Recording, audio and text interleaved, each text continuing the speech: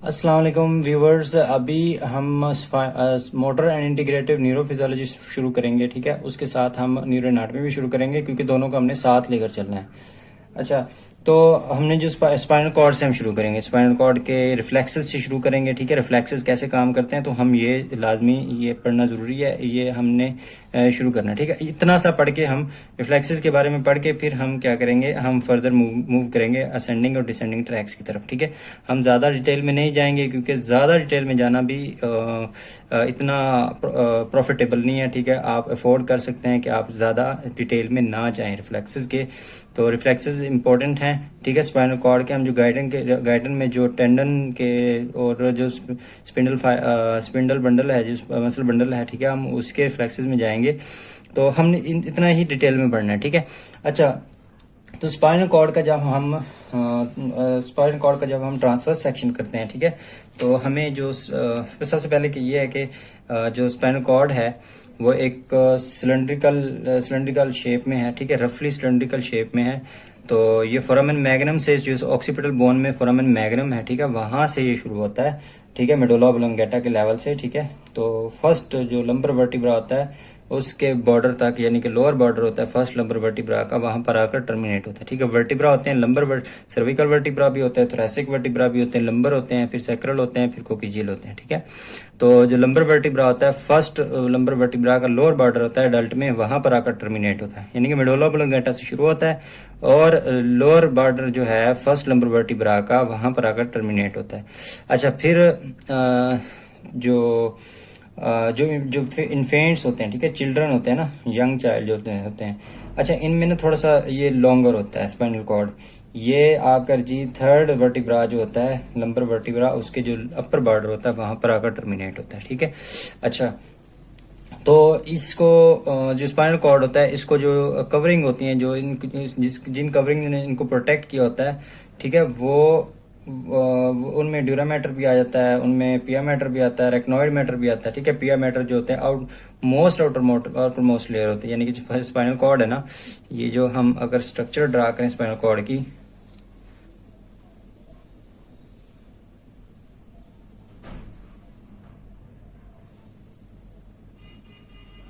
ये spinal cord की अगर हम स्ट्रक्चर ड्रा करें तो इसमें ऐसे ये लेटरल कॉलम, ये इंटीरियर हॉर्न, ये लेटरल हॉर्न, ये पोस्टीरियर हॉर्न, ठीक है। यहाँ पर अगर हम ऐसी स्ट्रक्चर ड्रा करें तो ये है जी स्पाइनल कैनाल कहते हैं इसे, ठीक है। अच्छा, ये यहाँ पर कुछ इसकी हमने जो पॉइंट्स हैं वो हमने पढ़ने, इनके नाम पढ़ने हैं, यानी कि ये जो इसका ये जो लाइन है, ठीक है, स्पाइनल कॉर्ड जो आगे से फ्रंट से, ठीक है, ये इंटीरियर पार्ट है, ये इंटीरियर पार्ट है और ये पोस्टीरियर पार्ट है, ठीक है। अच्छा, तो ये जो फर्स्ट जो एक सल्कस मौजूद है, इसको कहते हैं anterior median fissure, anterior median fissure, ठीक है, मैं शॉर्टली लिखूंगा। अच्छा, एंटीरियर मीडियन फिशर कहते हैं। अच्छा, इसको कहते हैं एंटीरियर हॉर्न, ठीक है, एंटीरियर हॉर्न, ठीक है, और इसको कहते हैं लेटरल हॉर्न, ठीक है, और इसको कहते हैं पोस्टीरियर हॉर्न, ठीक है। और इसके बाद ये लेटरल फेसिकुलस या लेटरल कॉलम भी कहते हैं इसको, anterior letter white lateral column, ठीक है। अच्छा, ये है ये anterior lateral column, anterior column, और ये पोस्टीरियर कॉलम, ठीक है। अच्छा, इसके बाद फिर फिर से स्पाइनल कॉर्ड आ गया, स्पाइनल कैनाल आ गई, और ये वाला जो पोर्शन है इसको कहते हैं कि ये एंटीरियर ग्रे वाइट कमीशर, ठीक है, इंटीरियर वाइट कमीशर, ठीक है, इसको कहते हैं। अच्छा, ये जो स्पाइनल कॉर्ड के बिल्कुल फ्रंट में है, इसको स्पाइनल कैनाल के बिल्कुल फ्रंट में है, इसको कहते हैं कि ये इंटीरियर ग्रे कमीशर, ठीक है, ये इंटीरियर ग्रे कमीशर है। और ये है इंटीरियर पोस्टीरियर या फिर डोर्सल ग्रे कमीशर, ठीक है, ग्रे मैटर में मौजूद है इसके ग्रे कमीशर, ठीक है। 3 कमीशर हैं, 1 2 3 कमीशर हैं इसमें, ठीक है, और 3 कॉलम है, 1 2। अगर आपसे पूछ लेते हैं कि कितने कॉलम मौजूद होते हैं तो आप कह सकते हैं कि 3 कॉलम मौजूद होते हैं, ठीक है। और ये पोस्टीरियर कॉलम, ये 3, 1 2 3 कॉलम। अच्छा, तो ये जो कैनाल है, ये जो सल्कस है इसको कहते हैं कि पोस्टीरियर या ये इसको dorsal median sulcus, dorsal median sulcus, ठीक है। तो कमीशर, ठीक है, इसको कमीशर भी कहते हैं और सल्कस भी कहते हैं, सॉरी इसको कमीशर कहते हैं और फिशर भी कहते हैं, सल्कस और फिशर भी कहते हैं। अच्छा, तो सबसे जो इम्पोर्टेंट है वो ये याद रखना है कि ये जो सब रेकनॉइड स्पेस है, ठीक है, इसके इर्द गिर्द जो पिया मैटर है, ठीक है, ये बिल्कुल इसके आउटर मोस्ट में ये पिया मैटर मौजूद होती है, ठीक है, पिया मैटर। तो ये मेनिंजेस की थर्ड लेयर है, ठीक है, जो इनर मोस्ट जो स्पाइनल कॉर्ड की जो सरफेस होती है उस पर, जो ब्रेन की सरफेस होती है उस पर मौजूद होती है, ठीक है। अच्छा, ये है जी पिया मैटर, और इसके बाद होती है रेकनॉइड मैटर, ठीक है। यहाँ पर स्पेस होती है जिसको कहते हैं सब रेकनॉइड, यानी कि रेकनॉइड के नीचे स्पेस होती है, इसको कहते हैं सब रेकनॉइड स्पेस। यहाँ पर कौन सा फ्लूइड होता है? सेरिब्रोस्पाइनल फ्लूइड, ठीक है, CSF यहाँ पर मौजूद होता है, और जो सेंट्रल कैनाल होते हैं यहाँ पर भी CSF मौजूद होता है। अच्छा, तो ये हमने फिर क्या होता है कि इसी तरह स्पाइनल कॉर्ड के हम अगर आप शेप की बात करें तो मैंने बताया कि कहाँ से शुरू होता है और कहाँ तक ख़त्म होता है, ठीक है। फिर ये कॉनस में फिर जो इसके दो एनलार्जमेंट आती हैं, दो एनलार्जमेंट आती हैं, एनलार्जमेंट्स आती हैं, ठीक है। एक एनलार्जमेंट जो होते हैं उसको कहते हैं सर्विकल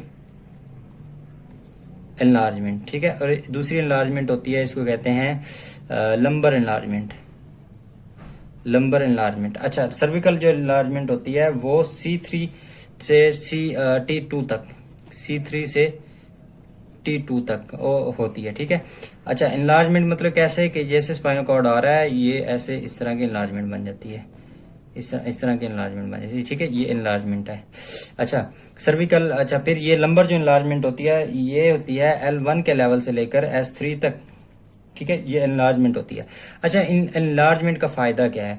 अच्छा, ये जो स्पाइनल कॉर्ड मतलब यहाँ से तो ये नैरो, ये तो मतलब कि ओवल शेप में, राउंड शेप में आ रहा था, ठीक है, ओवल शेप में आ रहा था। अच्छा, फिर ये क्या हो गया कि यहाँ पर आकर राउंड हो गया, क्यों? क्योंकि जितना मतलब कि इसका थिकनेस स्पाइनल कॉर्ड की बढ़ती है, इसका मतलब ये है कि ये उतने ही ज़्यादा मसल्स को इनर्वेट कर रहा है। Mean to say thickness of the spinal cord is directly proportional to the amount of the muscles innervated by this part, ठीक है। मीन टू से कि जो सर्विकल एनलार्जमेंट है ये हमारे अपर लिम्ब के मसल्स को इनर्वेट करता है, अपर लिम्ब में मसल ज़्यादा हैं तो सर्विकल एनलार्जमेंट ज़्यादा होगी, ठीक है, यहाँ पर एनलार्जमेंट होगी, यहाँ पर थिकनिंग होगी।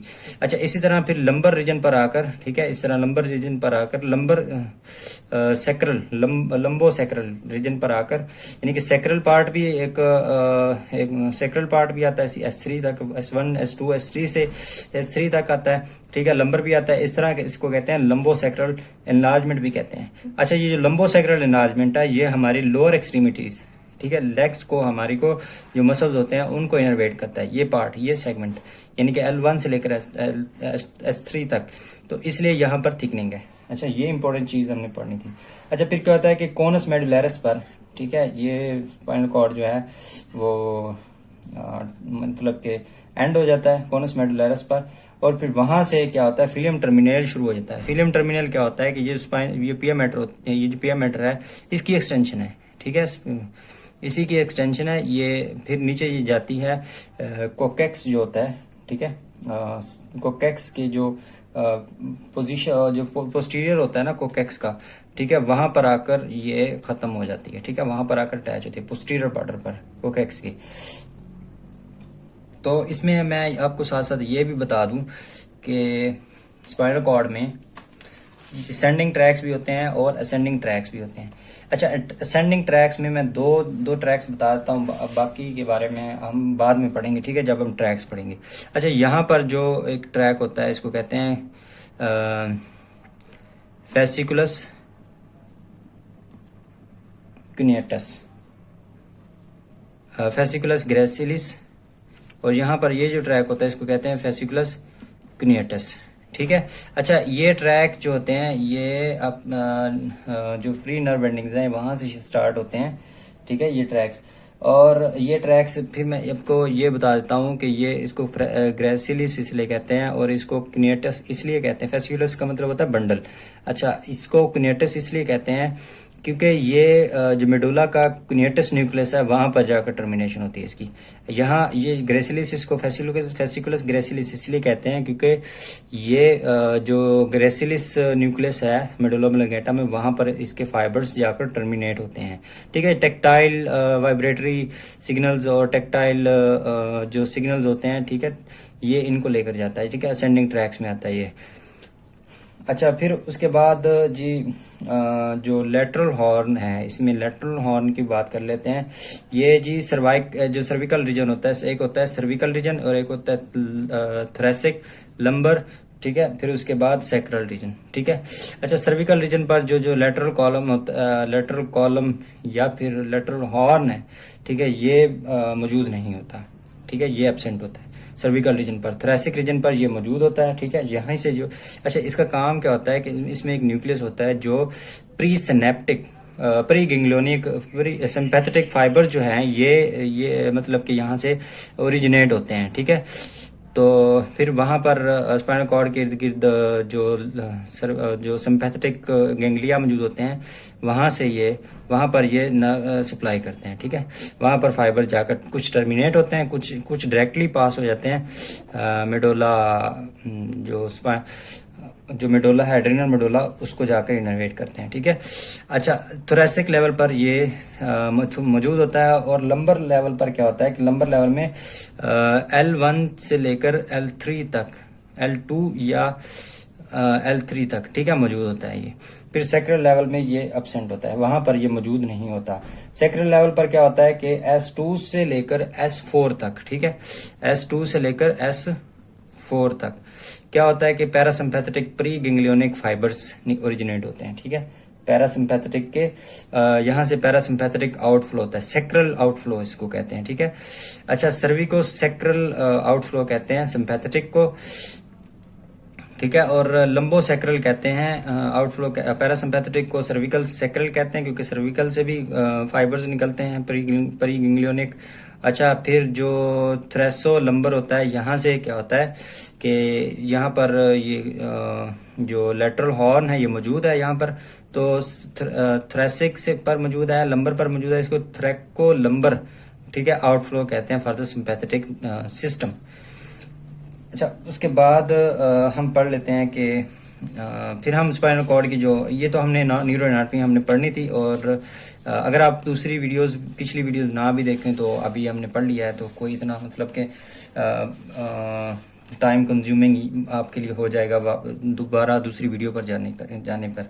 ठीक है, आप फिर हम पढ़ते हैं कि ये जो स्पाइनल कॉर्ड है, ठीक है, इसका मोटर फंक्शन पढ़ते हैं, जो कॉर्ड फंक्शन किसको कहते हैं।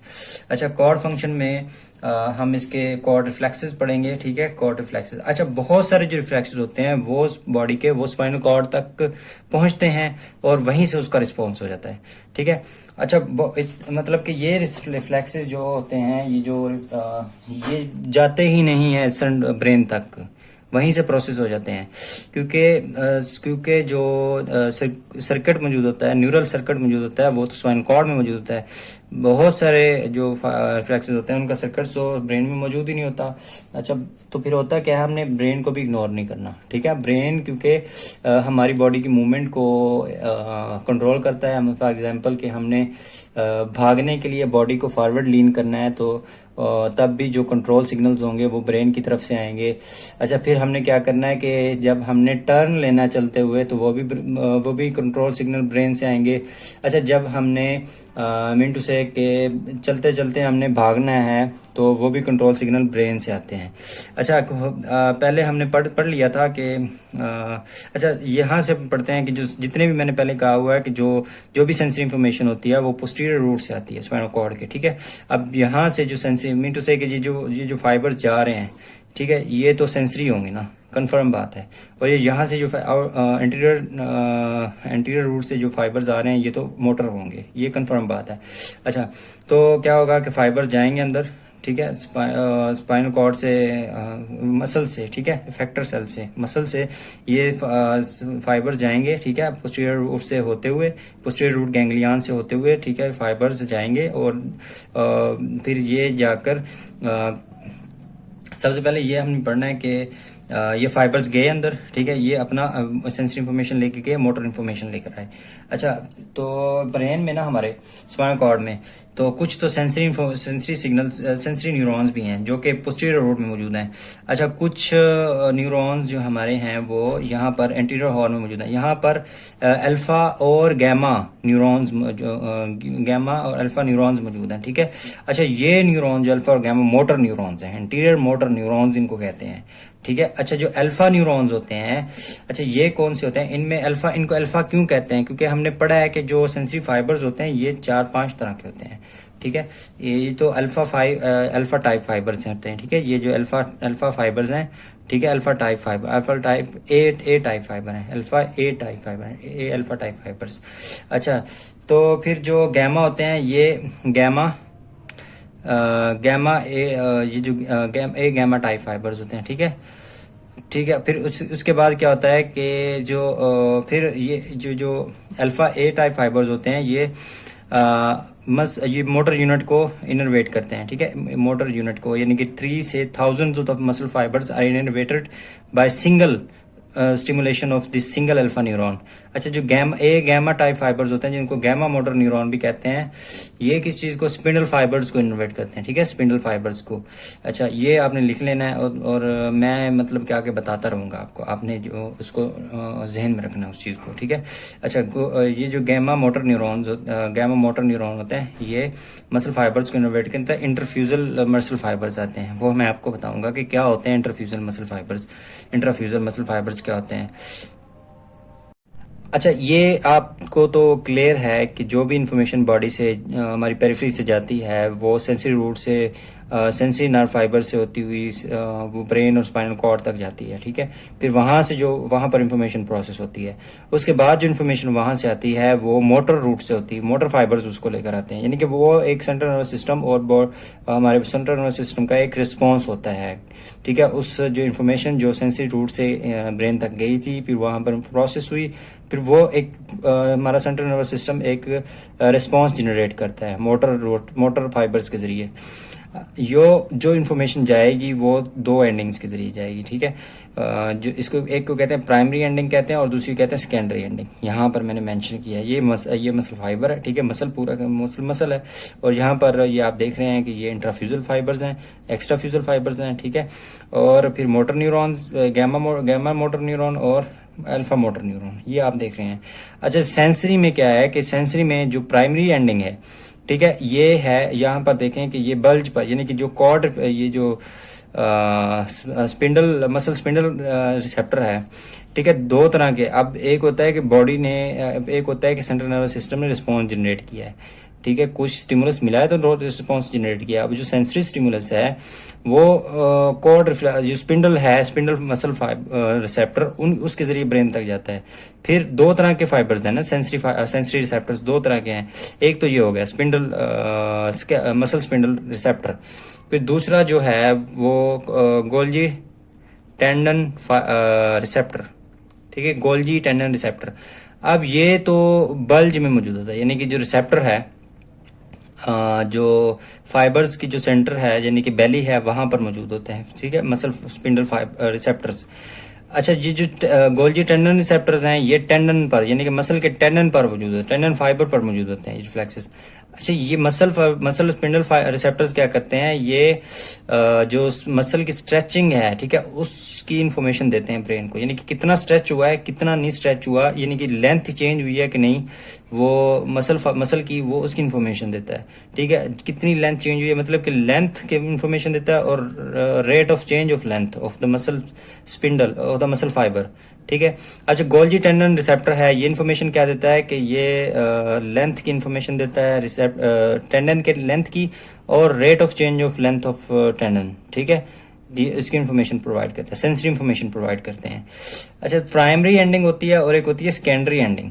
अगर हम सिर्फ हम इसकी पहले बात करें, मसल स्पिंडल रिसेप्टर की बात कर रहे हैं हम, ठीक है, अभी हमने गोल्जी टेंडन रिसेप्टर की बात नहीं कर रहे, वो मैंने जनरली बताया कि ये कहाँ मौजूद होता है।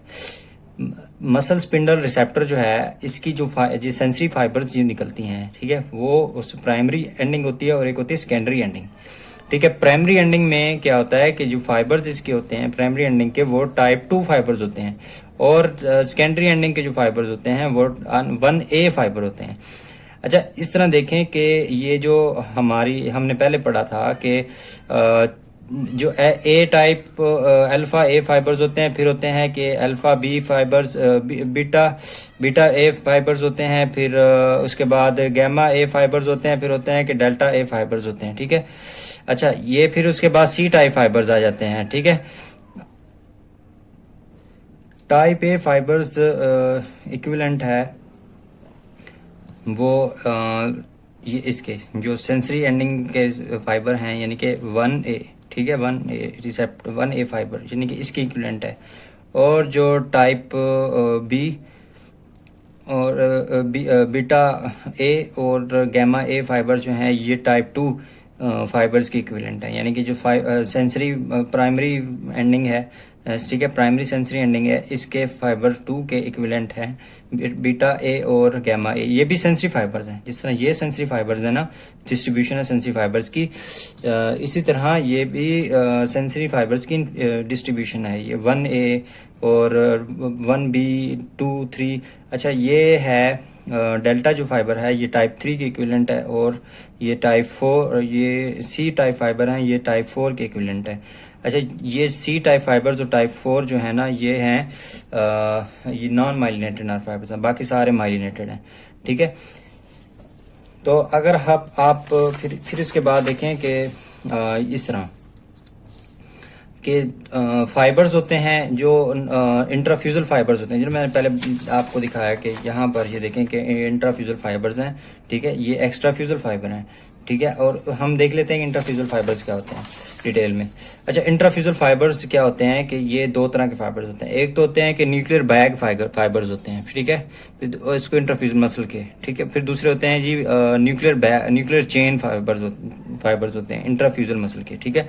अच्छा, ये इनको जो ग्रुप ए 1A फाइबर्स होते हैं, प्राइमरी एफरेंट फाइबर्स, जो एफरेंट फाइबर्स भी कहते हैं।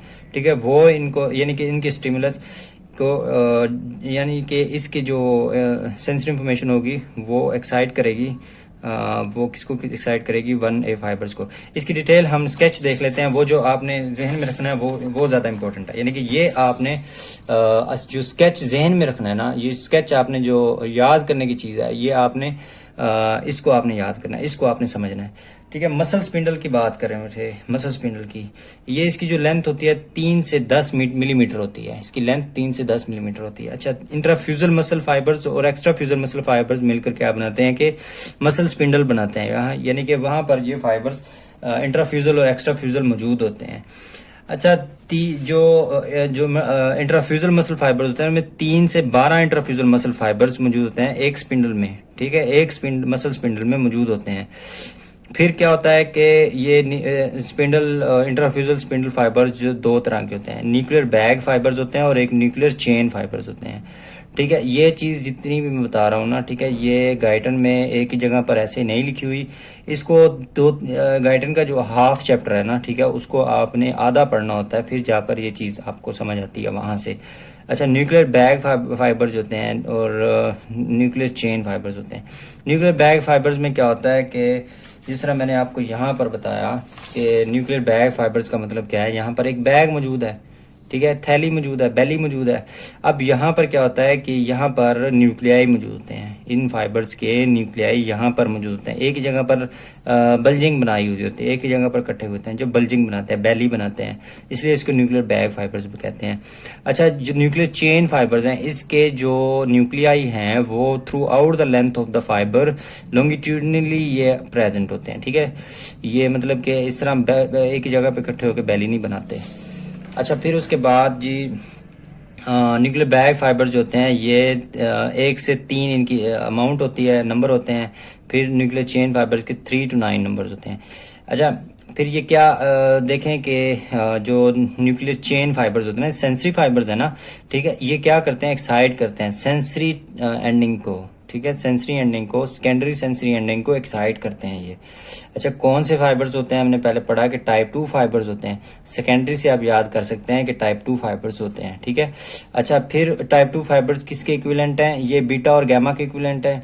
और फिर मैंने बताया था कि टाइप 3 फाइबर जो हैं वो डेल्टा के इक्विवेलेंट हैं, ठीक है। टाइप 4 फाइबर जो हैं सी टाइप फाइबर के इक्विवेलेंट है। ये सारे सेंसरी फाइबर्स हैं, ठीक है। इसकी अलग से डिस्ट्रीब्यूशन और क्लासिफिकेशन की हुई है, यानी कि इन नंबर से और इन delta, alpha, beta, delta, gamma, C type fibres, इस तरह से इनकी ये डिस्ट्रीब्यूशन की हुई है। ये मैंने बताया था कि नॉन माइग्रेटेड होते हैं, ठीक है। अच्छा, फिर क्या होता है कि ये जो फाइबर्स होते हैं न्यूक्लियर चेन फाइबर्स, ये किसको एक्साइट करते हैं कि सेकेंडरी सेंसरी एंडिंग को एक्साइट करते हैं। यानी कि ये फिर सेकेंडरी सेंसरी एंडिंग को एक्साइट करेंगे। ये इन्फॉर्मेशन कहाँ जाएगी, ये posterior root of spinal cord से होती हुई फिर ये प्रोसेस होकर मोटर, जो रिफ्लेक्स मोटर रिस्पॉन्स है वो जनरेट होगा स्पाइनल कॉर्ड के एंटीरियर हॉर्न में, ठीक है। वहाँ पर मोटर न्यूरॉन मौजूद होते हैं, ठीक है, इसलिए वहाँ पर रिफ्लेक्स जनरेट होगा, रिफ्लेक्स रिस्पॉन्स जनरेट होगा। फिर क्या होता है कि ये जो दोनों, मतलब कि न्यूक्लियर चेन फाइबर्स एक सेकेंडरी फाइबर्स को एक्साइट करता है, फिर ये दोनों न्यूक्लियर चेन और बैग फाइबर्स, ठीक है, ये प्राइमरी सेंसरी एंडिंग को जनरेट करते हैं। अच्छा, ये प्राइमरी सेंसरी एंडिंग जो है, ये इसको एन्यूलो स्पाइरल एंडिंग भी कहते हैं, क्योंकि ये आप अगर यहाँ इसमें देखें कि ये प्राइमरी एंडिंग है और इसने इस बैली के इर्द गिर्द क्या किया हुआ है, स्पाइरल शेप अरेंजमेंट जो है वो उसने अडॉप्ट की हुई है, ठीक है, इसलिए इसको एन्यूलो स्पाइरल एंडिंग भी कहते हैं, ठीक है। अच्छा, इसके फाइबर जो हैं, इसके टाइप 1A फाइबर यानी कि अल्फा टाइप फाइबर के इक्विवेलेंट हैं ये। फिर क्या होता है कि इसकी जो वेलोसिटी होती है वो ज़्यादा 70 to 120 मीटर पर सेकंड होती है, यानी कि बहुत तेज़ी से ये इम्पल्सिस को जनरेट करते हैं, ठीक है, इम्पल्सिस को कंडक्ट करते हैं। अच्छा, रिस्पॉन्स ये क्या करता है कि उसके बाद हम देख लेते हैं कि ये चीज़ हम बाद में देखते हैं, ये चीज़ और स्टैटिक रिस्पॉन्स, ये डायनामिक रिस्पॉन्स हम देखते हैं बाद में, ये अभी थोड़ा सा और भी बताता हूँ मैं इसका। अच्छा, एक्स्ट्रा फ्यूजल मसल्स क्या होते हैं कि अल्फा एफरेंट फाइबर्स, ठीक है, और या फिर इसी को कहते हैं कि अल्फा ए टाइप फाइबर्स, फिर या कहते हैं कि अल्फा मोटर नर्व फाइबर्स, ठीक है, वो क्या करते हैं, एक्स्ट्रा फ्यूजल मसल्स को इनर्वेट करते हैं, ठीक है। ये मोटर रिस्पॉन्स है, वो था एफरेंट फाइबर, यानी कि जो ब्रेन में जा रहे थे, ठीक है, एफरेंट फाइबर्स, वो जो ब्रेन में जा रहे थे। ये सेकेंडरी वाले जो हैं, सेकेंडरी सेंसरी एफरेंट फाइबर्स भी कहते हैं इसे, प्राइमरी सेंसरी एफरेंट फाइबर्स भी कहते हैं, और प्राइमरी सेंसरी एफरेंट एंडिंग भी कहते हैं, और सेकेंडरी सेंसरी एंडिंग भी कहते हैं इसको, ठीक है। ये मतलब कि एफरेंट है, एफरेंट AFFERENT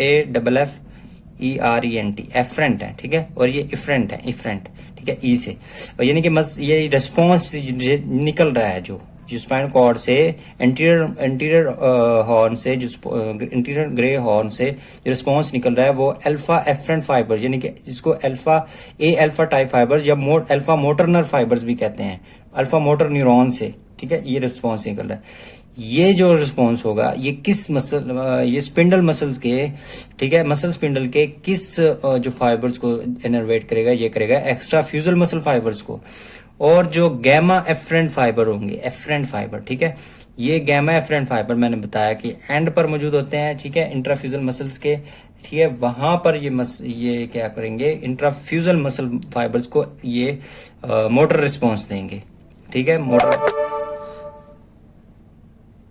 फिर उसके बाद क्या होगा कि न्यूक्लियर बैग फाइबर, फिर उसके बाद क्या होगा कि यहाँ पर देखें कि प्राइमरी सेंसरी एंडिंग है, ठीक है, एन्यूलो स्पाइरल एंडिंग, ठीक है, ये क्या करेगा कि rate of change of length of receptor, ठीक है, इसको ये यानी कि रिस्पॉन्स करता है कि जितनी, मतलब कि अगर लेंथ में, रिसेप्टर के लेंथ में अगर थोड़ी सी भी चेंज आई है तो ये क्या करेगा, फिर प्राइमरी सेंसरी एंडिंग्स एक्टिवेट हो जाएंगी। कौन एक्टिवेट करेगा, न्यूक्लियर बैग फाइबर्स और न्यूक्लियर चेन फाइबर्स, ये इंट्राफ्यूजल मसल फाइबर्स हैं, ठीक है, ये स्पिंडल में मौजूद होते हैं, ठीक है। ये मतलब कि ये डायनामिक रिस्पॉन्स जनरेट हो जाएगा। अब स्टैटिक रिस्पॉन्स क्या होता है, अब सिर्फ प्राइमरी सेंसरी एंडिंग क्या करेगी, डायनामिक रिस्पॉन्स को एक्टिवेट करेगी, ठीक है, डायनामिक रिस्पॉन्स को ये रिस्पॉन्ड करेगी, और फिर जो बहुत प्राइमरी सेंसरी एंडिंग और सेकेंडरी सेंसरी एंडिंग ये स्टैटिक रिस्पांस को रिस्पॉन्ड करेंगी। यानी कि स्टैटिक रिस्पांस क्या होता है, एक लेंथ ऑफ द रिसेप्टर अगर चेंज हो रही है। मतलब कि मैं अगर आपको थोड़ी डिटेल बताऊं स्टैटिक रिस्पांस की, कि ये अगर कोई मतलब कि मसल फाइबर है, ठीक है, मतलब कि स्लोली मतलब कि उसकी स्ट्रेचिंग हो रही है मसल फाइबर की, ठीक है। अब स्लोली मतलब कि अब ये मसल फाइबर जो मसल स्पिंडल है, इसके जो फाइबर्स हैं यानी कि इंट्राफ्यूजल फाइबर्स हैं, ये क्या करेंगे जी, ये ट्रांसमिशन नर्व की जो इम्पल्सेस की ट्रांसमिशन है वो जनरेट करना शुरू कर देंगे। लेकिन इम्पल्सेस जो हैं जनरेट होना शुरू हो जाएंगी स्लोली अगर स्ट्रेचिंग हो रही है रिसेप्टर की, ठीक है। तो वो उस रिस्पॉन्स को क्या कहते हैं कि ये स्टैटिक रिस्पॉन्स है, यानी कि स्लो हो रहा है, तो इसलिए कहते हैं इसको स्टैटिक रिस्पॉन्स है। अगर लेंथ में रिसेप्टर की लेंथ में तगैयर आ रहा है, वेरिएशन आ रही है, ठीक है, तो स्लोली इम्पल्सेस जनरेट होती हैं, इसको कहते हैं स्टैटिक रिस्पॉन्स। अच्छा, फिर अगर एब्रप्टली सडनली, ठीक है, स्ट्रेचिंग होगी और मसल के लेंथ में रिसेप्टर की लेंथ में चेंज आएगी, ठीक है, फिर रैपिडली इम्पल्सेस जनरेट होंगी, ठीक है। उस रैपिडली इम्पल्सेस जनरेशन को कहते हैं कि ये डायनामिक रिस्पॉन्स है एक रिसेप्टर का, ठीक है। रिसेप्टर का ये डायनामिक रिस्पॉन्स है, ये उसका फाइबर्स का, न्यूक्लियर बैग फाइबर्स का या न्यूक्लियर चेन फाइबर्स का, ठीक है, डायनामिक रिस्पॉन्स है। क्योंकि ये दोनों न्यूक्लियर चेन बैग और चेन फाइबर्स दोनों प्राइमरी सेंसरी एंडिंग्स को एक्साइट कर रहे हैं, इसलिए दोनों मतलब के डायनामिक रिस्पॉन्स को रिस्पॉन्ड करेंगे, ठीक है। एक एक जो है ये दोनों रिस्पॉन्ड करेंगे। और प्राइमरी सेंसरी एंडिंग, ठीक है, यही सिर्फ ये एक सेंसरी डायनामिक रिस्पॉन्स को रिस्पॉन्ड करेगा, ठीक है। और दोनों प्राइमरी और सेकेंडरी स्टैटिक रिस्पॉन्स को रिस्पॉन्ड करते हैं, ठीक है, दोनों एक्टिव हो जाते हैं। फिर क्या होगा कि इम्पल्सेस जनरेट अब्रप्टली होंगी डायनामिक रिस्पॉन्स में और एक्चुअली डिक्रीज हो जाएंगी। जब स्ट्रेचिंग डिक्रीज होगी स्लोली, तो फिर डायनामिक रिस्पॉन्स भी कम हो जाएगा। फिर क्या होगा कि at the end static response आ जाएगा, यानी कि डायनामिक रिस्पॉन्स स्टैटिक रिस्पॉन्स में तब्दील हो जाता है। ये इंटरचेंज नहीं कहेंगे कि ये मतलब कि कन्वर्ट हो जाता है, डायनामिक रिस्पॉन्स स्टैटिक रिस्पॉन्स में कन्वर्ट हो जाता है। आई होप आपको ये लेक्चर समझ आ गया होगा और आप ये थोड़ा इम्पोर्टेंट है। अभी इतना ही हम करेंगे इसके बारे में, थोड़ा हम गोल्जी टेंडन रिफ्लेक्स पढ़ेंगे और उसके बाद फिर हम इस चैप्टर को गाइटन के इस चैप्टर को हम छोड़ देंगे। मतलब इतना इम्पोर्टेंट नहीं, हम फर्दर मूव करेंगे। जो इम्पोर्टेंट चीज़ें हैं जो NLE में भी पूछी जा सकती हैं, वो NLE के जो सिलेबस में हैं वो चीज़ें हम देखेंगे, ठीक है। तो कोशिश करें कि इसको बाय हार्ट लर्न करें, ठीक है। और चैनल को ज़रूर सब्सक्राइब करें और मतलब लाइक भी करें, तो सपोर्ट ज़रूर करें इस चैनल को।